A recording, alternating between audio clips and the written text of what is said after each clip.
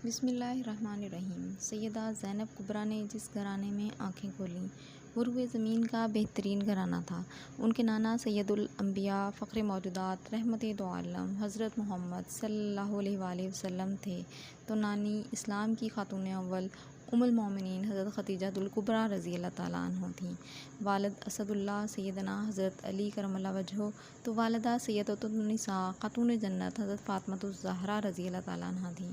ان کے بھائی جوانان جنت کے سردار سیدنا حسن اور سیدنا حسین علیہ السلام شہید کربلا تھے، تو چچا محبوب رسول صلی اللہ علیہ وآلہ وسلم سیدنا جعفر طیار شہید موتا تھے۔ حضرت زینب مسند روایات کے مطابق جمادی الاولیٰ 5 ہجری میں پیدا ہوئیں۔ سرور عالم صلی اللہ علیہ وآلہ وسلم نے خود ان کا نام زینب رکھا اور اپنا لعاب مبارک ان کے منہ میں ڈالا۔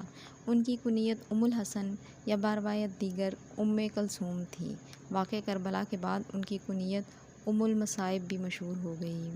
رسول اکرم صلی اللہ علیہ وآلہ وسلم حضرت زینب رضی اللہ تعالیٰ عنہا سے بے حد محبت فرماتے تھے۔ کئی مرتبہ حسین کی طرح وہ بھی نبی کریم صلی اللہ علیہ وآلہ وسلم کے دوش مبارک پر سوار ہوئیں۔ سرور عالم صلی اللہ علیہ وآلہ وسلم حجۃ الوداع کے لیے مکہ معظمہ تشریف لے گئے، تو حضرت زینب بھی ان کے ساتھ تھیں۔ اس وقت ان کی عمر 5 سال تھی اور یہ ان کا پہلا سفر تھا۔ 11 ہجری میں سرور عالم صلی اللہ علیہ وآلہ وسلم نے رحلت فرمائی، تو سیدنا زینب کی عمر 6 برس کے لگ بھگ تھی۔ 6 ماہ بعد وہ ماں کی آغوش شفقت سے بھی محروم ہو گئیں۔ ان حادثوں نے ننھی زینب کو سخت صدمہ پہنچایا۔ شفیق نانا اور جاں نثار ماں کی جدائی سے وہ اور ان کے دوسرے بہن بھائی سبھی غم و الم کی مورتیں بن گئے۔ سیدنا حضرت علی نے اب بچوں کی تعلیم و تربیت کا کام خود سنبھالا اور کچھ مدت کے بعد ان کی نگرانی کے لیے ام البنین بنت خزام کلابیہ سے نکاح کر لیا۔ حضرت علی مرتضیٰ رضی اللہ تعالیٰ عنہ نے نہایت سادہ طریقے سے اپنی لخت جگر کا نکاح حضرت عبداللہ بن جعفر سے پڑھا دیا۔ یہ واقعہ حضرت عمر فاروق رضی اللہ تعالیٰ عنہ کے دور خلافت کا تھا۔ اس وقت سیدنا زینب کی عمر باختلاف روایت 11 یا 13 سال تھی۔ نکاح کے بعد خاندان کی عورتیں انہیں خود حضرت عبداللہ بن جعفر کے گھر پہنچا آئیں۔ دوسرے دن انہوں نے دعوت ولیمہ کی۔ حضرت عبداللہ بن جعفر اس وقت تجارت کیا کرتے تھے اور ان کی مالی حالت بہت اچھی تھی۔ حضرت زینب کی ازدواجی زندگی نہایت خوشگوار تھی۔ وہ اپنے شوہر کی بے حد خدمت گزار تھیں اور عبداللہ بھی ان کی دل جوئی میں کوئی کسر نہیں اٹھا رکھتے تھے۔ اگرچہ گھر میں لونڈیاں بھی تھیں اور خادم بھی، لیکن وہ گھر کا کام کاج زیادہ تر اپنے ہاتھ سے کیا کرتی تھیں۔ حضرت عبداللہ بن جعفر فرماتے تھے، زینب بہترین گھر والی ہیں۔ خاوند کے گھر میں دولت کی ریل پیل حضرت زینب کے دل میں کوئی تغیر پیدا نہ کر سکی۔ وہ بدستور صبر و قناعت، سادگی اور جفاکشی کا پیکر بنی رہیں۔ ذی الحجہ 50 ہجری میں سیدنا حضرت امام حسین علیہ السلام نے اہل کوفہ کی دعوت پر اپنے اہل و عیال اور جاں نثاروں کی ایک مختصر جماعت کے ساتھ مکہ سے کوفہ کا عزم کیا، تو حضرت زینب بھی اپنے 2 نوخیز فرزندوں کے ہمراہ اس مقدس قافلے میں شامل ہو گئیں۔ حضرت عبداللہ بن جعفر اگرچہ خود اس قافلے میں شریک نہ ہو سکے، لیکن انہوں نے حضرت زینب اور اپنے بچوں کو امام حسین علیہ السلام کے ساتھ جانے کی اجازت دے دی۔ 10 محرم الحرام 61 ہجری کو کربلا کا سانحہ پیش آیا، جس میں حضرت زینب کی آنکھوں کے سامنے ان کے بچے، بھتیجے، بھائی اور ان کے متعدد ساتھی شامی فوج سے مردانہ وار لڑتے ہوئے ایک ایک کر کے شہید ہو گئے۔ اس موقع پر سیدنا زینب نے جس حوصلے، عزم، شجاعت اور صبر و استقامت کا مظاہرہ کیا، تاریخ اس کی مثال پیش کرنے سے قاصر ہے۔ کہا جاتا ہے کہ 9 اور 10 محرم کی درمیانی شب کو جب حضرت امام حسین علیہ السلام کی تلوار صاف کی جانے لگی، تو انہوں نے چند عبرت انگیز اشعار پڑھے۔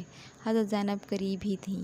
یہ اشعار سن کر ان پر رقت طاری ہو گئی اور زبان پر یہ الفاظ جاری ہو گئے، اے کاش آج کا دن دیکھنے کے لیے میں زندہ نہ رہتی۔ ہائے میرے نانا، میری ماں، میرے باپ اور میرے بھائی حسن، سب مجھ کو داغ مفارقت دے گئے۔ اے بھائی، اللہ کے بعد ہمارا سہارا اب آپ ہی ہیں، ہم آپ کے بغیر کیسے زندہ رہیں گے؟ امام حسین علیہ السلام نے فرمایا، زینب صبر کر۔ حضرت زینب نے روتے ہوئے عرض کیا، میرے ماں جائے، آپ کے بدلہ میں اپنی جان دے دینا چاہتی ہوں۔ امام حسین اپنی پیاری بہن کی باتیں سن کر اشک بار ہو گئے، لیکن مومنانہ شان سے فرمایا، اے بہن صبر کرو، خدا سے تسکین حاصل کرو، خدا کی ذات کے سوا ساری کائنات کے لیے پناہ ہے۔ ہمارے لیے ہمارے نانا خیر الخلائق کی ذات اقدس نمونہ ہیں، تم انہی کے اسوہ حسنہ کی پیروی کرنا۔ اے بہن، تمہیں خدا کی قسم ہے، اگر میں راہ حق میں کام آ جاؤں تو میرے ماتم میں گریبان نہ پھاڑنا، چہرہ نہ نوچنا اور بیان نہ کرنا۔ 10 محرم کو جب تمام جانثار اہل بیت ایک ایک کر کے دوش رسول کے سوار پر قربان ہو گئے تو جوانان اہل بیت کی باری آئی۔ حضرت علی اکبر بن حسین داد شجاعت دیتے ہوئے شہید ہوئے تو حضرت زینب یا ابن اخا کہتی ہوئی خیمے سے باہر دوڑیں۔ اس بھتیجے کو انہوں نے بڑے ناز و نعمت سے پالا تھا، اس کی خون آلود لاش سے چمٹ گئیں۔ حضرت حسین نے انہیں وہاں سے اٹھا کر خیمے کے اندر بھیجا اور جوان فرزند کی لاش اٹھا کر خیمے کے سامنے لے آئے۔ علی اکبر کے بعد عبداللہ بن مسلم بن عقیل، احمد بن حسن، ابو بکر عبداللہ بن حسن، جعفر بن عقیل، عمر بن علی، عثمان بن علی اور دوسرے نوجوان سوائے 7 نفوس کے ایک ایک کر کے نہایت بہادری سے لڑتے ہوئے شہید ہو گئے۔ اب حضرت زینب نے اپنے نوخیز فرزندوں اون اور محمد کو رزم گاہ میں بھیجنے کے لیے سیدنا حسین سے اجازت چاہی۔ حضرت امام حسین علیہ السلام نے اجازت دینے میں تعمل کیا، لیکن حضرت زینب نے اس قدر اصرار کیا کہ وہ بادل نخواستہ انہیں میدان جنگ میں بھیجنے پر مجبور ہو گئے۔ زینب کے دونوں لال اس شان سے لڑے کہ شجاعت بھی آفرین پکار اٹھی۔ انہوں محمد کی شہادت کے بعد خانوادہ نبوت کے باقی نوجوان بھی ایک ایک کر کے شہید ہو گئے۔ عباس بن علی پہلے ہی شہید ہو چکے تھے، اب سیدنا حسین تنہا رہ گئے۔ زین العابدین علی بن حسین بیمار تھے اور لڑنے کے قابل نہ تھے، ان کو اللہ اور زینب کے سپرد کیا اور سب کو خدا حافظ کہہ کر سبط رسول اپنے آخری سفر پر روانہ ہوئے۔ پیاس کا غلبہ تھا، اپنے جگر کے ٹکڑوں اور جانثاروں کی شہادت سے سخت دل فگار تھا، لیکن آخر حیدر کرار کے فرزند تھے۔ اس قیامت کا حملہ کیا کہ دشمن کی صفیں الٹ کر رکھ دیں۔ شامی بار بار نرگا کرتے تھے، لیکن جونہیں شمشیر حسینی چمکتی بھاگ کھڑے ہوتے۔ دوش رسول کے سوار لڑتے لڑتے زخموں سے چور چور ہو گئے، لیکن اللہ رہیبت کہ کوئی تنہا سامنے آنے کی جرأت نہ کرتا۔ جمگٹے بنا کر ہر طرف سے تیروں، تلواروں، خنجروں اور نیزوں کی بارش کر رہے تھے۔ حسین بن نمیر نے ایک نیزہ پھینکا جو گلوئے مبارک میں پیوست ہو گیا اور دہن مبارک سے خون کا فوارہ پھوٹ پڑا۔ اپنے چلو میں تھوڑا سا خون لے کر آسمان کی طرف اچھالا اور فرمایا، الہی، جو کچھ تیرے حبیب کے نواسے کے ساتھ کیا جا رہا ہے، تجھ ہی سے اس کی فریاد کرتا ہے۔ حضرت زینب نے دور سے اپنے محبوب اور شفیق بھائی کو خون کی کلیاں کرتے دیکھا تو بے تاب ہو گئیں اور دوڑتی ہوئی رزم گاہ کے قریب ایک ٹیلہ پر کھڑی ہو گئیں۔ وہیں سے شامی فوج کے سردار عمر بن سعد کو پکار کر کہا، اے عمر بن سعد، کیا قیامت ہے کہ ابو عبداللہ قتل کیے جا رہے ہیں اور تم دیکھ رہے ہو؟ عمر بن سعد کی آنکھوں پر رے کی حکومت کے لالچ نے پردہ ڈال رکھا تھا، لیکن پھر بھی حضور صلی اللہ علیہ وآلہ وسلم کے ماموزاد بھائی حضرت سعد بن ابی وقاص کے فرزند تھے۔ فرط ندامت سے رونے لگے اور حضرت زینب کی طرف سے منہ پھیر لیا۔ تاہم شامیوں کو لڑائی سے روکنا اب ان کے بس میں نہیں تھا، یا ظلم سے روکنے کی سعادت ان کی قسمت میں ہی نہ لکھی تھی۔ سیدنا حسین حضرت زینب کے سامنے مردانہ وار لڑتے ہوئے شہید ہو گئے۔ 12 محرم 61 ہجری کو قافلہ حسینی کے پسماندگان، جس میں کچھ خواتین، بچے اور بیمار تھے، شامی فوج اسیر کر کے کوفہ کی طرف لے چلی۔ شہداء کے لاشیں ابھی میدان کربلا میں ہی بے گورو کفن پڑے تھے۔ جب یہ ستم زدہ قافلہ ان کے پاس سے گزرا تو اہل قافلہ فرط علم سے نڈھال ہو گئے۔ اس موقع پر حضرت زینب کے جذبات غم ان الفاظ میں ڈھل گئے، اے محمد مصطفیٰ، آئیے دیکھیے، آپ کے حسین کا خون آلود لاشا چٹیل میدان میں پڑا ہے، اس کا جسم پارا پارا کر دیا گیا ہے، آپ کے گھرانے کی لڑکیاں رسیوں میں جکڑی ہوئی ہیں، آپ کی ذریت قتل کر کے گرم ریت پر بچھا دی گئی ہے اور اس پر خاک اڑ رہی ہے۔ اے میرے نانا، یہ آپ کی اولاد ہے جسے ہنکایا جا رہا ہے، ذرا حسین کو دیکھیے، اس کا سر کاٹ لیا گیا ہے، اس کا عمامہ اور چادر چھین لی گئی ہے۔ زینب کبریٰ کا نوحہ سن کر دوست دشمن سبھی روتے تھے۔ جب اسیران حق کا لٹا ہوا قافلہ کوفے میں داخل ہوا تو اہل کوفہ ہزاروں کی تعداد میں انہیں دیکھنے کے لیے جمع ہو گئے۔ ان میں سے بعض کی آنکھوں میں آنسو تھے۔ بے وفا کوفیوں کے ہجوم کو دیکھ کر شیر خدا کی بیٹی کو تاب ضبط نہ رہی۔ ان لوگوں سے مخاطب ہو کر فرمایا، لوگو، اپنی نظریں نیچی رکھو، یہ محمد رسول اللہ صلی اللہ علیہ وآلہ وسلم کی لٹی ہوئی اولاد ہے۔ اس کے بعد انہوں نے اہل کوفہ کے سامنے ایک عبرت انگیز خطبہ دیا۔ ایسے معلوم ہوتا تھا کہ خود حیدر کرار تقریر فرما رہے ہیں۔ اللہ تعالیٰ کی حمد و ثنا کے بعد فرمایا، اے کوفیو، اے مکارو، اے عہد شکنو، اپنی زبان سے پھر جانے والو، خدا کرے تمہاری آنکھیں ہمیشہ روتی رہیں۔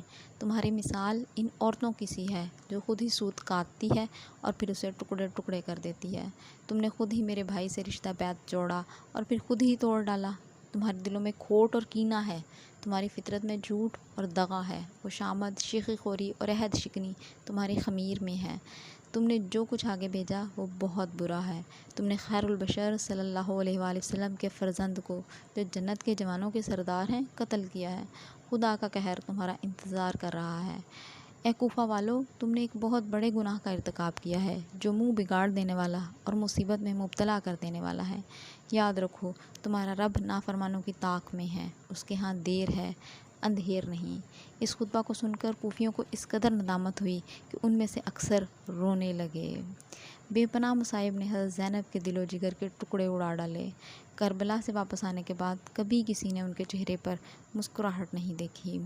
حضرت زینب مدینہ منورہ پہنچ کر شہیدان کربلا کے مصائب نہایت درد انگیز لہجہ میں کمال فصاحت و بلاغت سے لوگوں کو سنایا کرتی تھیں۔ لوگ ان سے بہت متاثر ہوتے اور ان میں اولاد رسول کی حمایت کا جذبہ پیدا ہوتا۔